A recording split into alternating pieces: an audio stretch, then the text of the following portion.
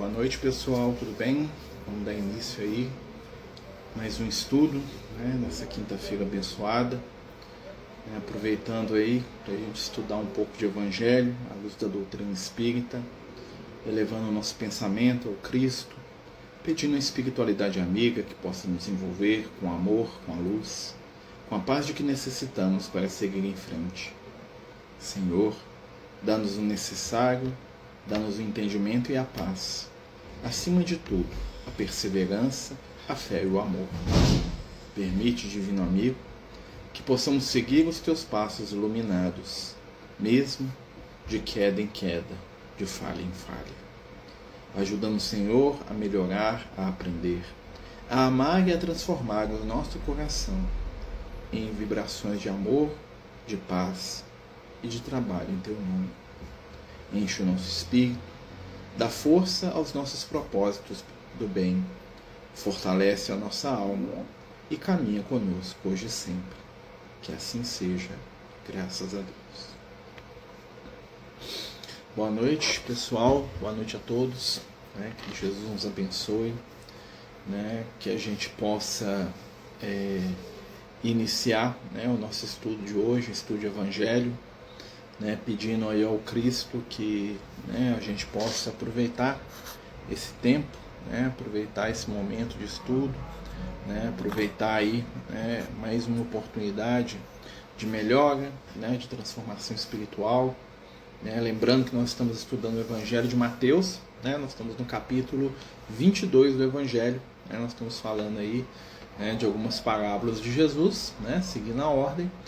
E ao final do último estudo, nós falamos da parábola dos vinhateiros homicidas, como é conhecido na Igreja Católica, ou parábola do Senhor da vinha, que é aquele companheiro que tem uma vinha e ele arrenda a vinha, e os servos responsáveis por cuidar dela acabam matando, não só os funcionários que ele envia para poder cobrar o que é justo, do aluguel, como também o próprio filho dele, E é uma metáfora que Jesus está fazendo aí, para o povo de Israel, que está lá escutando ele, sobre como o povo de Israel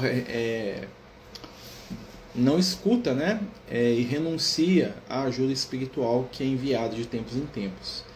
Claro que esse relato também serve para a gente, porque é uma alertiva aí para a nossa caminhada espiritual, das vezes que a espiritualidade maior está agindo em nosso favor e quantas vezes a gente deixa, vamos dizer assim, para depois, deixa de aproveitar, as oportunidades oferecidas, ou então, nós acabamos menosprezando, os valores do Cristo, Então essa parábola é muito profunda, E agora nós vamos sair um pouquinho do escopo das parábolas, Vai continuando aqui o texto,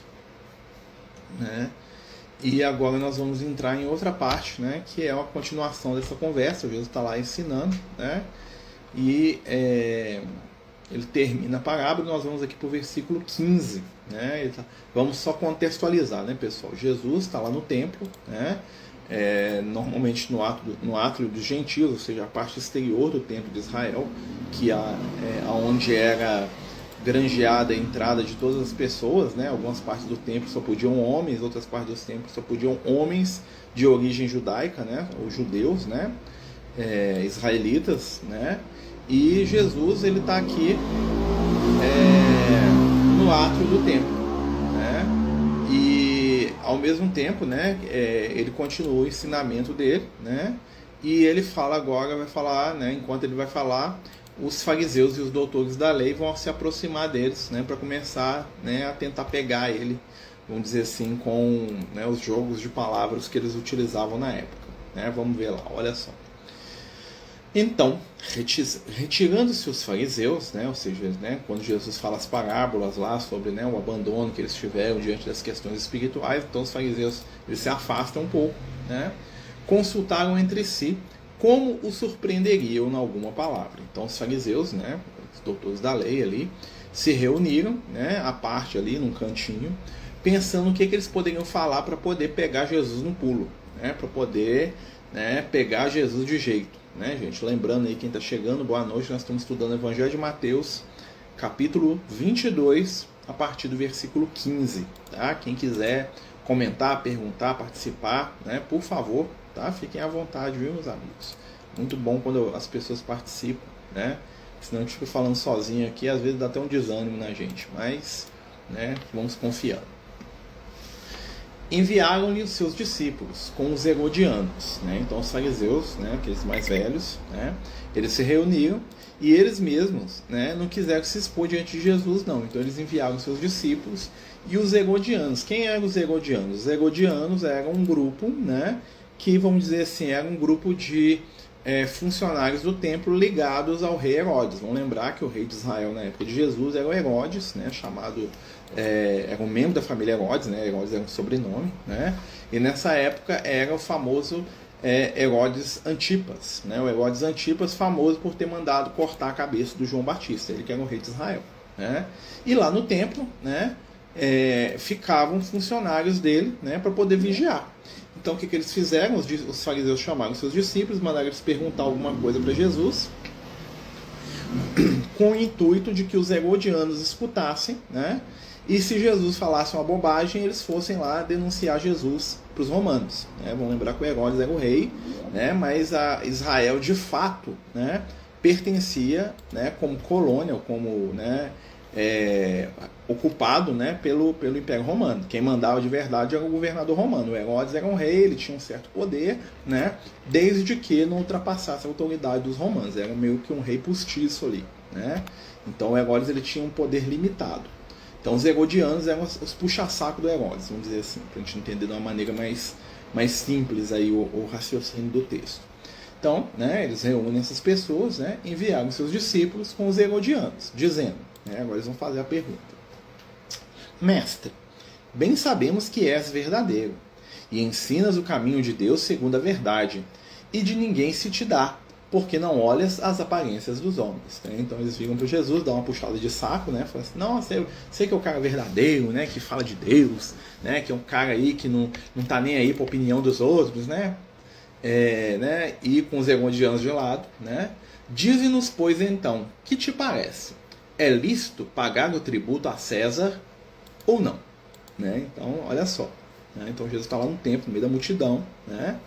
E os fariseus mandam, né, os aprendizes deles irem lá perguntar para Jesus, na frente de todo mundo, se Jesus, né, era favorável a pagar, né, imposto para o imperador romano, para o Júlio César. Vamos lembrar que o povo de Israel, para a gente poder entender isso, né, o povo de Israel é um povo extremamente nacionalista, né, e eles tinham um ódio mortal dos romanos que estavam lá como invasores, né? Então é uma pergunta dúbia, né? Porque você via lá os herodianos, que eram, né, os representantes ali do, né, do governo, vamos dizer assim, né? E Jesus, né, no meio do povo. Então, se Jesus falasse que é lícito, né, Jesus ia passar diante da multidão como um colaborador dos invasores. Tipo assim, esse cara ia puxar saco dos romanos, né, que estão fazendo mal para o nosso povo, um traidor. Se Jesus falasse que não, que é ilícito, que não pode pagar o tributo, né, os herodianos iam denunciar Jesus como alguém que estava fazendo revolta contra o império. Então, assim, eles tentaram pegar Jesus de maneira que qualquer resposta que Jesus desse seria negativa para ele. Ele ia ter uma perda. Ou a multidão ia ficar com raiva, ou, né, os governantes ali de plantão, né, os romanos, né, representados ali pelos herodianos, né, iriam denunciá-lo como alguém que estava lá pregando sedição. O que é isso? Pregando uma revolta contra os romanos. Né? Então Jesus estava lá na sinuca de bico, vamos dizer assim. Né? Me abriu aqui e aí, só para a gente lembrar, né, gente? E aí, né? Dize-nos, pois, o que te parece. É lícito pagar tributo a César ou não?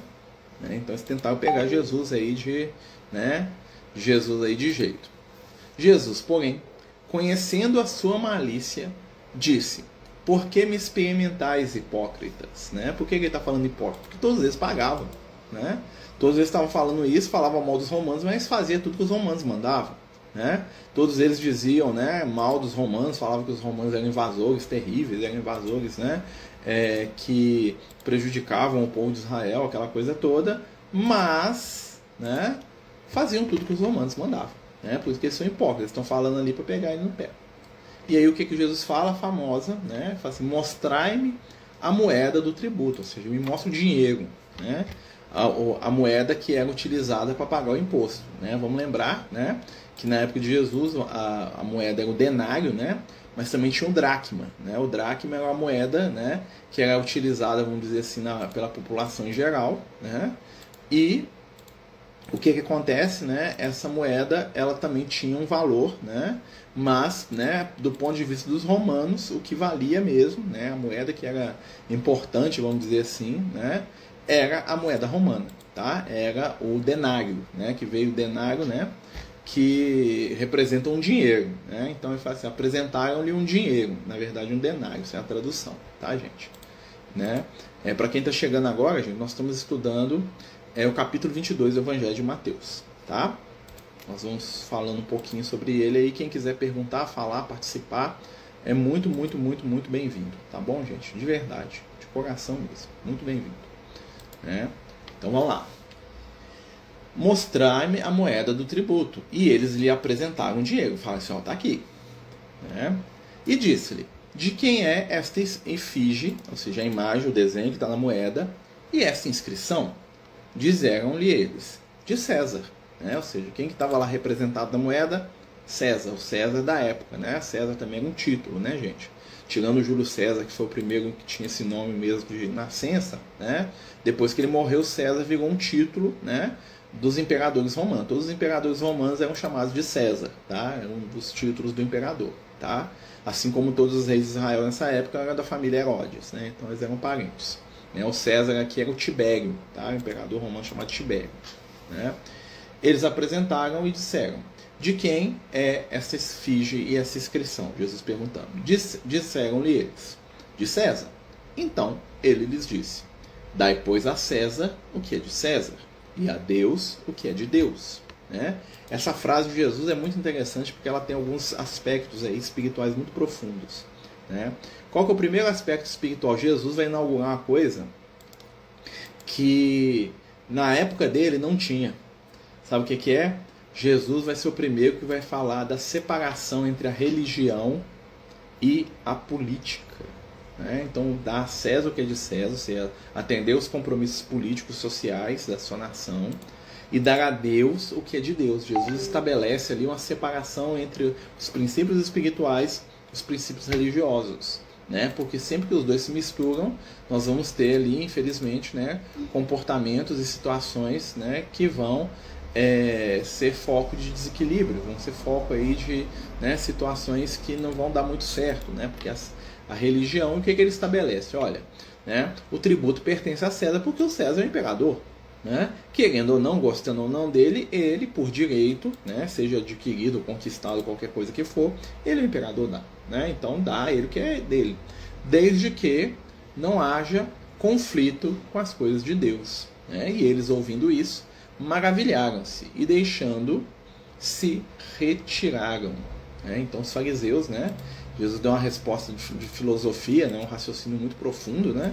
Então os fariseus ficaram admirados com aquilo. Né? Vamos lembrar, né, que quando a gente fala dos fariseus, né, a gente está falando, né, do pessoal mais espiritualizado, tá, gente? Os fariseus eram muito espiritualizados dentro das, né, das possibilidades da época, né, gente? A gente tem que lembrar sempre disso, né? Porque dentro daquilo que o pessoal da época dava conta, os fariseus eram os mais espiritualizados, né? Tinha os saduceus, né, também, mas ali os que mais trabalhavam essas questões transcendentais espirituais eram, sim, os fariseus. Né? E isso é importante a gente ter isso aí guardado, né? Até porque nós vamos perceber depois, né, uma coisa que até os espíritos falam, né, que dos fariseus vários se converteram ao cristianismo, dos saduceus nenhum, que a gente saiba, né, pelo menos ali no momento ali que ficou registrado, nenhum saduceu. Né? Eu estou puxando sardinha para o fariseu, não, né, apesar de que, né, tem uns amigos lá, né, que foram, né, mas, né, os fariseus, né, eles se tornaram um cristão mais fácil, eles converteram, vamos dizer assim, muitos, né, não todos, é claro, né. Mas tem uma coisa muito interessante também que eu queria fazer meio com uma parte aqui no nosso estudo. Ontem, durante o nosso estudo do livro Os Mensageiros, né, a gente estava contando a história de um companheiro chamado Otávio, né, E, né, esse companheiro, né, ele vai ter, né, uma situação no qual ele vai trair um espírito desequilibrado para ser filho dele, aquela coisa toda, né, uma história, né, que mexe muito com a gente, porque a gente fica pensando muito na nossa própria família, né. Então, a pedido aí dos queridos amigos espirituais, eu vou só fazer um adendozinho que tem a ver aqui com o texto do Evangelho, né. Na nossa caminhada evolutiva, nós temos dois fatores que são, né, muito importantes para a gente poder entender, né, a nossa caminhada espiritual. Primeiro são os nossos compromissos, segundo são as nossas escolhas. Tá? As nossas escolhas vão ditar o nosso futuro. Os nossos compromissos vão ditar a nossa necessidade. Então, muitas coisas, né, são escolhas e muitas são compromissos. Né? Então, lá na história do Otávio, que a gente estudou ontem, né, quem quiser, o vídeo está salvo aí, né, lá no Livro dos Mensageiros, capítulo 7. Né? O Otávio reencarna com um compromisso, né, com um grupo de 6 espíritos que lhe seriam filhos, né? Na verdade eram irmãos, né? Mas que ele ia criar como filhos e que ele abandona. E em um outro momento ele se casa, né? Ele vai lá, se aproveita do moça, o pai da moça obriga ele a casar com ela, né? E ele tem um filho que é um espírito extremamente atrasado, né? Voltou o vídeo aqui, desculpa, gente. Então ele tem um filho com um espírito extremamente atrasado, né? E que ele fala que foi causa de sofrimento para ele a vida inteira, né? Isso, quando a gente traz isso pra gente, o que a gente pensa? Será que a minha família, né, é o meu compromisso espiritual ou foi a derrapada que eu dei para poder, né, encontrar determinados espíritos aí, né, que talvez não fosse para me lidar com eles agora, né? Aí entra a questão do compromisso da escolha, né? O compromisso dele é com a espiritualidade superior. A escolha dele levou ele a sintonizar com uma companheira, que ele casou com ela, e essa companheira atraiu uma entidade desequilibrada para ser o filho dele. Tá, né? Mas, né, isso foi fruto da escolha dele também. E apesar, né, de, né, muitas vezes a gente, enquanto encarnado, né, encontrar companheiros que vão vir e que vão ser espíritos muito difíceis para colaborar conosco, ou vão ser espíritos que muitas vezes vão até trazer sofrimento para a gente durante a nossa vida, vamos lembrar o seguinte, né, a gente sempre pode fazer o melhor. Né, nas relações de pai e filho, nas relações com aquelas pessoas que nós amamos, né, e eu estou falando isso para você, viu, Regiane, para todos nós, viu? Na relação com as pessoas que nós amamos, né, as pessoas que compõem a nossa família, vamos lembrar, o crescimento espiritual demanda tempo.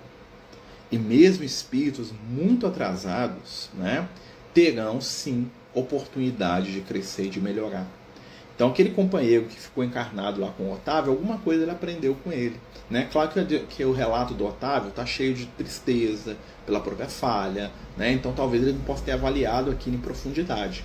Mas, né, para aqueles pais, para aquelas mães que passam dificuldade com os filhos, né, hoje, né, achando que estão falhando, achando que por acaso estão fazendo errado, eu recomendo a leitura do livro Ave Cristo. No livro Ave Cristo, nós vamos ver o poder que o amor tem sobre os corações daqueles que estão conosco. Muitas vezes, né, o amor de seres superiores por nós, a gente não dá conta de devolver da mesma forma. Por quê? Porque às vezes nós estamos atrasados espiritualmente, às vezes a gente não dá conta mesmo, né, por primitivismo, por uma série de coisas. Lá no livro Ave Cristo, né, quando nós vamos ver lá a história do quinto varro, né, a gente vai ver o que o amor de um pai pode fazer por um filho. É claro que a gente, né, fala em amor de um pai, mas é o amor dos pais, né, da mãe, do pai, ou de alguém que realmente cuida do outro. Né? Então, né, não tomemos aqueles que estão conosco como erros da nossa parte, e sim como escolhas. Né? O companheiro lá, o Otávio no livro, ele poderia ter escolhido o caminho mais fácil, né? E depois talvez aquele mesmo espírito ia aportar no caminho dele uma outra condição, na qual ele poderia ajudar num ponto de equilíbrio. Né? O que aconteceu é que o desequilíbrio dele adiantou talvez um processo, talvez era para ele ter, né, vamos imaginar aqui, né, ele ia trabalhar, crescer, se melhorar, ia lá cuidar lá dos irmãos, os irmãos iam estar com ele, depois ele ia conhecer essa moça que talvez já chegasse com um filho, né, e ele ia poder ajudar esse rapaz aí de outra maneira, sem ser o pai biológico dele. E aí ele ainda tem o quê? 6 espíritos iluminados, que são seus irmãos, né? Que ele ia estar lá criando, que iam ser, né, venerar ele, né? Por causa disso, iam ver ele como verdadeiro pai, que iriam ajudá-lo, talvez, a cuidar desse rapaz. Entendeu? Então, quando ele escolhe fugir do compromisso dele, né? O futuro dele não é que ele se perde totalmente, mas ele cria complicadores para a história espiritual dele. Né? Então, são escolhas. né? Mas a gente sabe que toda construção espiritual tem sempre algo de útil. Então esse laço que ele criou com aquele espírito desequilibrado, né, uma entidade monstruosa, né, no sentido, né, de monstruosa, porque que eles falam? Porque é um espírito violento, agressivo, desequilibrado, e que ele não dava conta de lidar com aquele espírito no momento. Ele não tinha, naquela situação, ele não tinha estrutura espiritual para lidar com aquela entidade. Ele iria conquistar isso à medida que ele trabalhasse, mas deixando de lado, tá? Mas o bem sempre vence, né? E a força da luz sempre vence. Continuando, né? No mesmo dia, né? Então Jesus estava lá, saiu, os fariseus chegaram, quem? Os saduceus, né? Chegaram junto deles os saduceus. Vamos lembrar que saduceu e fariseu eram duas seitas dentro do judaísmo, tá? Né? Que dizem não haver ressurreição. Os saduceus não acreditam em vida depois da morte, tá? Os saduceus são os mais próximos hoje, são dos testemunhos de Jeová. Eu até falei isso uma vez com um amigo meu, que é testemunho de Jeová, falando, nossa, vocês são a revivência dos saduceus, já parou para pensar? Aí eu fui elencando as crenças dos fariseus e falei, nossa, é mesmo, tem muita coisa em comum, é verdade, porque os fariseus, os saduceus não acreditam em mundo espiritual, em vida depois da morte, eles acreditam que Deus existe, se você fizer as coisas que Deus manda, você vai ser feliz durante a vida, morreu, acabou. Essa é a crença dos saduceus. Deus existe. Deus é eterno, Deus criou tudo, mas não tem uma vida depois da morte nem nada disso. Você vive aqui, faz o que Deus manda, você vai ter uma vida boa. Fim, né? Então eles se aproximaram de Jesus, né? Os fariseus não, já acreditavam em tudo, que existe anjo, vida depois da morte, espírito, né? Os fariseus já estavam um pouquinho na frente disso aí, né? E o interrogaram, né? Então chega os saduceus, foi os doutores da lei, né? Que eram fariseus, e agora os doutores da lei que são saduceus. Dizendo, mestre, Moisés disse, né? Então eles pegam, porque os saduceus só baseiam aquilo que eles acreditam que o Moisés escreveu, sendo Pentateuco, nos cinco primeiros livros do Moisés, né? Se morrer alguém, não tendo filhos, casará o seu irmão com a mulher dele e suscitará a descendência a seu irmão, né? Porque lá na lei de Moisés estava escrito que se um homem, né? Porque para eles a herança, né? Os filhos era a coisa mais importante que existia, né? Ter descendentes, tá? Então fala assim, se um homem morrer, por exemplo, casei, né? E eu não tenho filho, né? Eu morro, a minha esposa fica lá sem filho nenhum. Aí o que vai acontecer? O meu irmão vai tomar ela como mulher dele, tá? E o primeiro filho que nascer dos dois vai ser considerado meu filho, para todas as questões legais, né? Vai ter meu sobrenome, vai ser considerado meu filho, para minha descendência não acabar, tá? Porque para o judeu acabar a descendência é a pior coisa do mundo, tá? Chamava casamento de levigato, né? Então a mulher, né, se ela não tivesse filho com o marido morresse, ela passava para o irmão. Se ele tivesse irmão, é claro, né? Se não tivesse, aí lascou, né? Então, né? Então, aí ele fala assim, ora, houve entre nós 7 irmãos. Isso aqui é uma discussão que eles tinham há muito tempo, né? E o primeiro, tendo casado, morreu. E não tendo descendência, deixou sua mulher para o irmão. Então, tinham 7 irmãos, o primeiro morreu, passou a mulher para o segundo, né? Da mesma sorte, o segundo passou a mulher para o terceiro. E até o sétimo foi morrendo e a esposa foi passando até que chegou no sétimo e morreu. Ou seja, portanto, na ressurreição, né, quando voltar, né, porque eles não acreditavam, então eles estavam querendo zoar com Jesus, né? De qual dos 7 será a mulher, visto que todos a possuíram? Tipo assim, ela casou com todo mundo, né? Como foi o marido dela? Voltou, né? Lá no mundo espiritual lá que vocês dizem que existe, como é que fica esse negócio aí? Né? Lembra lá do livro Nosso Lar, né? Do casamento do Tobias, assim, né? Tá lá, Nosso Lar tem a resposta, né? Mas vamos ler aqui a resposta de Jesus, vamos juntar as duas coisas. Jesus, porém, respondendo, disse-lhes, errais, não conhecendo as Escrituras nem o poder de Deus. Falou assim, vocês não sabem nada. Vocês ficam estudando a lei de Moisés, vocês não entenderam o bulhufa desse negócio que vocês estão estudando aí, né? Porque na ressurreição, nem casam, nem são dados em casamento, mas serão como os anjos de Deus no céu, né? Ou seja, o que Jesus disse? Que não tem casamento no mundo espiritual? Não, Jesus está dizendo o seguinte, que a relação afetiva no mundo espiritual é outra. Não é o casamento que eles imaginam, tá? Porque casamento para eles é aquele envolvimento sexual, tá? É aquilo ali só, né? Então Jesus fala assim, vocês não entendem nada, tá? No reino dos céus, né? Eles vão ser como anjos. Como é que é o relacionamento afetivo dos anjos? Os caras nem imaginam, né? Porque foge, né, do escopo de raciocínio dos saduceus, que nem sequer acreditavam em vida depois da morte. Né? Então, para eles não estavam nem engatinhando. Os fariseus talvez imaginassem alguma coisa, mas o saduceu, o cara nem acreditava que existia nada. Né? Então, para ele, né, não tem nenhum tipo de situação ali a ser trabalhada. Não tem nada, não existe nada. Né?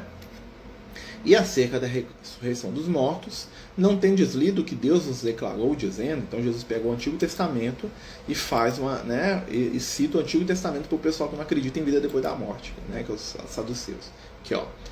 Eu sou o Deus de Abraão, o Deus de Isaac e o Deus de Jacó. Ora, Deus não é Deus dos mortos, mas dos vivos. Né? O que Jesus diz para eles? Abraão, Isaac e Jacó estão vivos, porque Deus é Deus de Abraão, de Isaac e de Jacó. É um símbolo, por quê? Porque Abraão, Isaac e Jacó são os patriarcas do povo de Israel, né? E eles têm uma representatividade espiritual muito grande ali, né? Então, assim, Abraão, Isaac e Jacó é o Moisés, né? Que é o João Batista, estavam os três. É interessante, né? Abraão, Isaac e Jacó estavam os três encarnados na época, né? Na época ali, os três, ó, que é o João Batista, né? O Gamaliel, que é o Isaac, e o pau de Tarso, que é o Jacó. O Abraão, o João Batista, o Gamaliel, o Isaac e o Jacó, o pau de Tarso. Os três estavam encarnados, estavam vivos mesmo, né? No sentido literal da coisa mesmo, estavam os três andando ali por perto ali, ó, né? Talvez o Gamaliel estava mais perto, né? Não sei se o João Batista tinha cortado a cabeça dele, mas ali, né? Teve uma época que os três estavam reencarnados ali na região ali, ó, né? E continua, né? E as turbas, ouvindo isso, ficaram maravilhadas da sua doutrina. Né? Então, né, o pessoal ficou assim, nossa, né? Calou a boca dos fariseus, calou a boca dos saduceus, ele responde tudo, ele sabe tudo. Né? O maravilhado aqui é do conhecimento, né? O maravilhado aqui é do sentimento espiritual superior. Né? O que Jesus aqui está passando aqui, né? Nessas duas situações, tanto com o fariseu quanto com o saduceu, né? Ele não está ali querendo, sou mais inteligente, não é isso. Né? Jesus está trabalhando com eles ali valores espirituais, né? Para os quais eles não estão preparados ainda. Né? Como muita coisa espiritual, nós hoje também não temos conhecimento nem preparo para lidar. Né? Existe muita informação espiritual que nós ainda não temos. Né? Por quê? Porque nos falta ainda maturidade espiritual para entender uma série de coisas, uma série de questões. Né? Nós somos espíritos ainda muito presos as manifestações transitórias da matéria. Nós somos muito preocupados com o que comer, o que beber, né? Não que isso seja errado, né? Mas muitas vezes o nosso foco de visão está para baixo, não está para cima. Então eu estou sempre olhando para as coisas do meu dia a dia, da minha vida material. Então fica difícil eu sair desse mundinho, né? Se eu não quiser, se eu não me esforçar, e começar a contemplar as estrelas. Né? Começar a observar que além dos limites daquilo que eu vivo, da minha realidade, da minha vida, existe muito mais. Né? Existe um mundo todo de valores, existe todo um mundo, né, de realizações espirituais, de construções espirituais. Né? E aí a gente começa a lembrar, né, da influência dos espíritos, aí, dos amigos espirituais, né, quando eles estão lá, né, trabalhando o André Luiz, estão lá trabalhando lá, né, outros seres iluminados lá, né?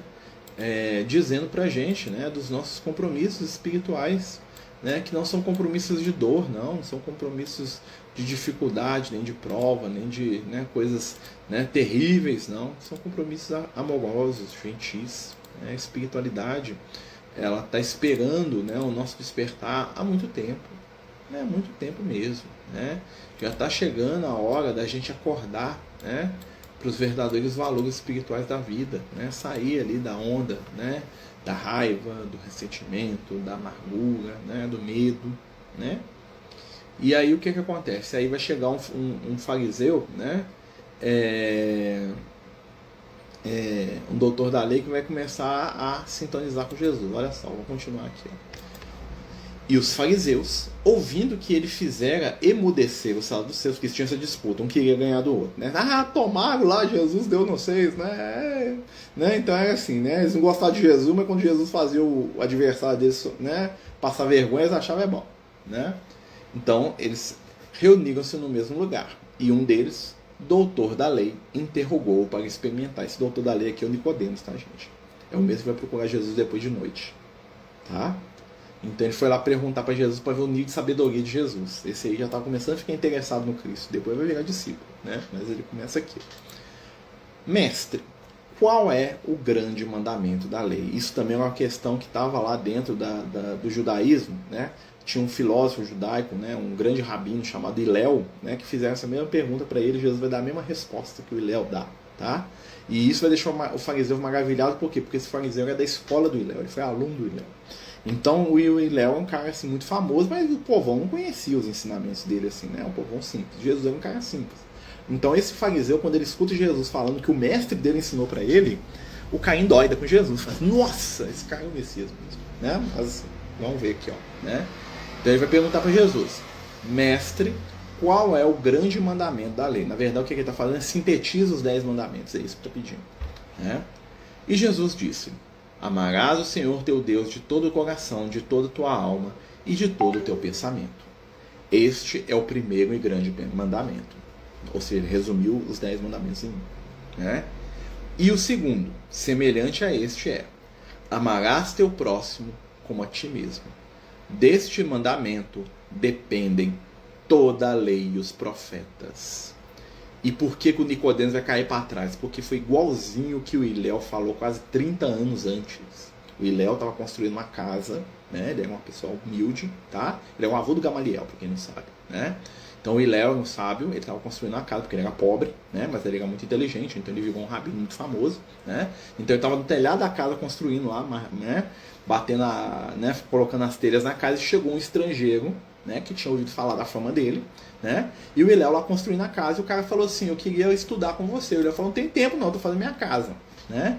E aí o cara, para provocar ele, falou assim, ó, né? Um outro que estava lá falou assim, resume para mim a lei e os ensinamentos do judaísmo, né? Enquanto você está fazendo isso, ou enquanto você pula numa perna só, né? Aí o Hilel olhou para ele assim e falou exatamente o que Jesus falou.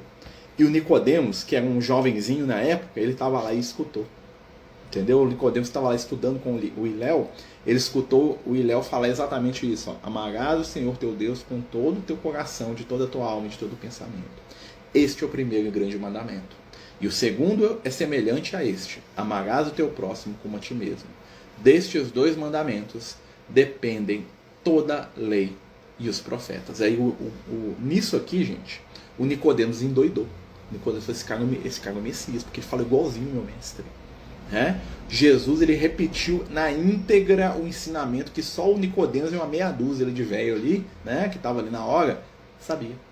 E aí aquilo mostrou para Jesus, porque o Nicodemos respeitava muito o mestre dele, né? Porque ele não sabia que Jesus era muito mais do que o Hilel, né? Mas o Nicodemos virou seguidor de Jesus ali, né? Porque ele ficou embasbacado com o conhecimento de Jesus, porque ele falou uma coisa profundíssima, que o cara que era o ídolo da vida do Nicodemos tinha ensinado para ele, né? Que era um espírito iluminado. Ele era um espírito iluminadíssimo, né? Entidade assim, acima da média. Né? Ele morreu mais ou menos uns 30, 25 anos antes de Jesus, mais ou menos, tá? Jesus devia ser um bebê quando ele morreu, né? Tanto é que o filho do Hilel, que é o Simeão, aquele cara que pega Jesus no braço, lembra que tinha um idoso lá que pega Jesus no braço? É o filho do Hilel, é o Simeão, tá? E que é pai do Gamaliel, né? Tudo, né? E aí o que acontece nesse momento aqui, né? O que há nesse momento aqui, né? Os discípulos, é o momento de acordar espiritual do Nicodemos. Depois o Nicodemos vai procurar Jesus, né, de maneira separada, né, para eles poderem conversar, que é aquela outra conversa que o Nicodemos tem com Jesus lá na frente, tá? Mas assim, para quem não sabe o contexto, é isso aqui que aconteceu, né? Então, às vezes a gente lê o texto, a gente não pega essas nuances, né, essas situações todas ali, né, que são coisas muito profundas, né, coisas que só a espiritualidade vai falando pra gente, né? Estando reunidos os fariseus, ou seja, os fariseus estavam tudo lá, né? Ficava tudo embasbacado, né? Porque Jesus respondeu igual ao mestre mesmo, né? Responderia, né? Dizendo, interrogou-os Jesus. Agora Jesus vai perguntar para eles, no lascou, hein? Jesus pergunta para eles, dizendo, que pensais vós do Cristo? De quem ele é filho? Eles disseram, de Davi, né? Tipo assim, de quem que o Messias vai descender? Aí o pessoal falou assim, ele é filho de Davi, né? Está escrito, né?